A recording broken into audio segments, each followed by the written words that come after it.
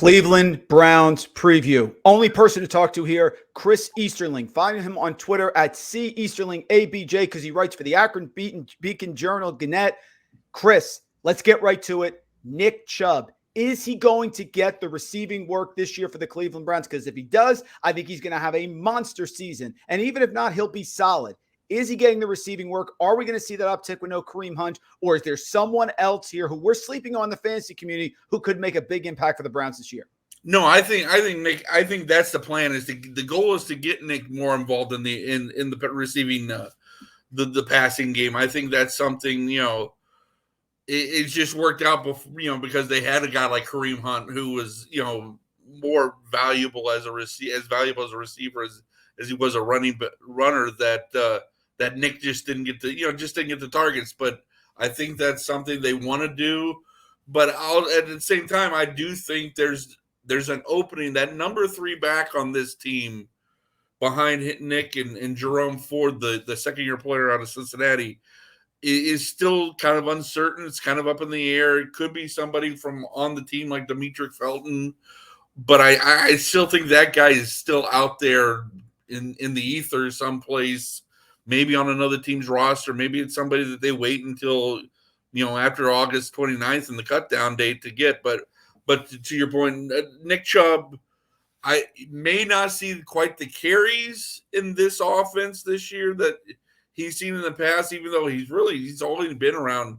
Last year even was the most, and it was less than 18 carries a game. But I think where he loses carries, he'll pick up in catches or at least targets.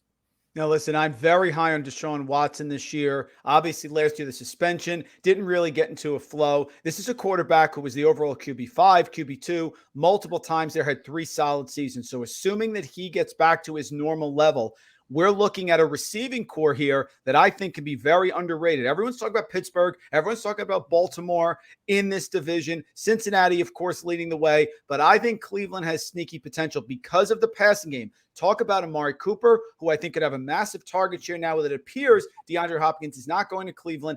And who is the second receiving option among the wide receivers here after Amari Cooper? Well, I think for Amari Cooper, the big thing is he's healthy now. Basically it was terrible timing for the Browns last year. Just as Deshaun Watson was coming back off of suspension, Amari Cooper suffered a core muscle injury that basically he played through because he's Amari Cooper and he's the consummate pro and everything. But you could tell it was impacting his ability from play to play to be Amari Cooper. And, he had surgery in February. It kept him pretty much sidelined through most of the teamwork during OTAs and minicamp, but a lot of videos coming out the last month of him working a lot with Deshaun in Houston or South Florida. So they're working on that connection. They've got the extra week of camp this year because they're in the Hall of Fame game. I expect there to be a lot of work to get that connection solidified because, I think you have your S-tier receivers, so to speak, out there, and everybody knows who they are. But I think Amari Cooper is just a notch below that. I think, especially after watching him in person last year, I think he's an incredible number 1 talent, number 1 receiver for a team. And I think for Deshaun Watson, he's going to be a big-time weapon. Now, who's number 2 behind him? People want to tell you it's Elijah Moore, because they go out, they get him in March from the Jets. He's unhappy with the Jets. They've been trying to get him since last October. The Browns have been. They didn't get him at the trade deadline. They get him in March, and they're moving him all over the formation, running him in a lot of different places, trying to get him the football. He would be the option 1 for that number 2, but a guy I think is getting slept on who could be that is Donovan Peoples-Jones. You look at last year and it seemed like the moment the light clicked on for him and he became Donovan. He realized the potential of what he has. And beyond that, he seemed like the guy that Deshaun developed the best connection with over those last 6 games. You look in, there was a back-to-back sequence in a game in week 17 against Washington where Deshaun throws him the ball and he drops it. And the very next play, he goes right back to him. Like, I'm going right back to you, same play, going right back to you, hits him in stride. It's like a 13-yard touchdown. That shows confidence in a receiver between quarterback and receiver. And I think that's going to help. Deshaun knows he believes in Donovan. He knows Donovan's going to go up and make the contested catches that not everybody will. And I think that's why there's just a connection there that seems to be there that I think could really let Donovan Peoples-Jones be the guy who truly becomes the number two. But but Elijah Moore, obviously, at least to this point, is the one who's getting all the hype for that. Even though I think Donovan Peoples-Jones feels more like that number two.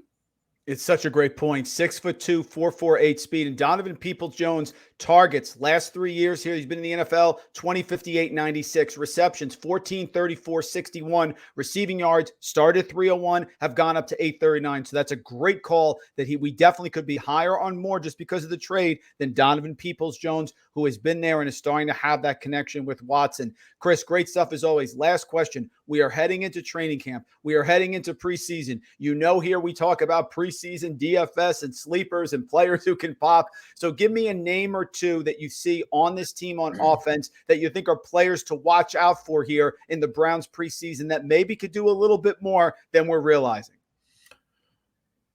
Preseason, Jordan Akins. I think it's somebody that, he comes to Cleveland with the previous connection to Deshaun. Excellent. He's a guy, he's a guy, he plays that position, tight end. When you look at Deshaun over his career, he loves throwing the tight ends, especially in the red zone. And obviously they have David Njoku, but even with kind of the way they're reformatting this offense, two tight ends are going to be on the field at times, even with, even in the new scheme. So I expect Akins to be a guy who could get some decent, targets, especially in the red zone. And Marquise Goodwin. Wow. Marquise Goodwin's another guy. You look at you mentioned this receiving core kind of being undervalued maybe a little bit. It's at least 4 deep, I think, in terms of guys who can really make plays. You kind of got a little bit of everything. You got Amari being the true number one. You got the jack of all trades and Elijah Moore. We talked about Donovan Peoples-Jones and, being kind of the tough catch guy. But Marquise Goodwin, as the deep threat, the vertical threat that this team hasn't really had. I mean, I guess Odell maybe Odell to a point was that. But to me, he gives them that vertical threat that they're going to use. They're going to let Deshaun show that arm off, and they're going to need to have that vertical threat to truly make defenses take. I think to get the kind of respect they need on that, from defenses that they really are, both horizontal and vertical as an offense, dangerous. And just one follow-up question here. Jerome Ford, locked in, you think, is the running back too? Do you expect they could bring someone in here late August just to throw things off? Or do you feel right now team is high enough on Jerome Ford that this is the backfield we're going to have entering the season? I like Jerome Ford. I think they like Jerome Ford, but never say never with this front office. I was driving home from rookie minicamp in May and had to pull off to the side of the road when they dropped the Zadarius Smith bomb. So This is always a team that, I don't think if there's a move to be made. I've said from the start that I think RB3 is not on the roster right now. Okay. And depending who that player is, it could usurp Ford as RB2, but I think they like Jerome. They're intrigued by his potential. They didn't run him a lot last year, but I think that he's a guy that they want to at least get a long look at because they really like his talent and they really like what he can do both running and catching the ball.